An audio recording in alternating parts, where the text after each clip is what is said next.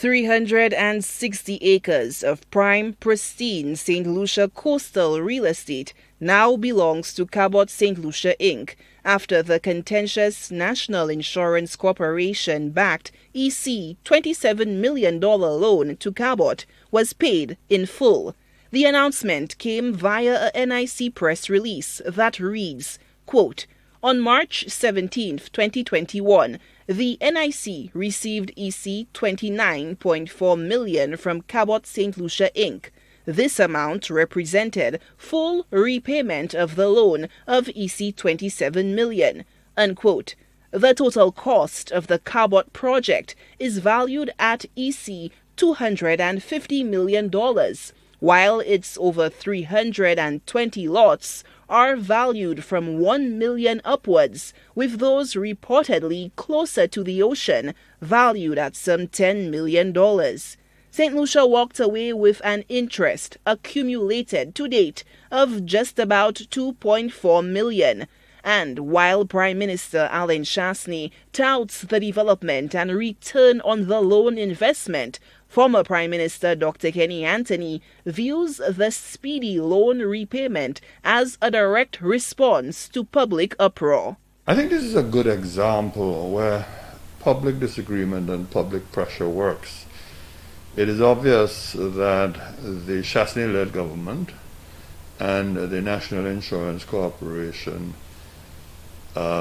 moved to ensure payment was made because of the public displeasure, the public anxiety, and in fact because it was wrong in principle to have used the savings of pensioners to provide investment financing to a foreign company. So this is really a very good example that public pressure works, and that there are moments when there are people in our society who don't believe in the value of protest and the expression of disagreement and the expression of resentment at certain decisions that are made in the country. So really this is a nice and powerful statement of our democracy and what can happen when we are collectively agreed. In 2020, patrons flocked to Marjorie's Place, described as an institution of local tourism, to stand in solidarity with the business owner. She was worried about her continued livelihood on the treasured spot after a 75-year lease along the Queen's Chain that includes Casabah Beach was granted to CABOT Saint Lucia. Dr. Anthony is making a case to strengthen legislation that not only protects the Queen's Chain, but the NIC.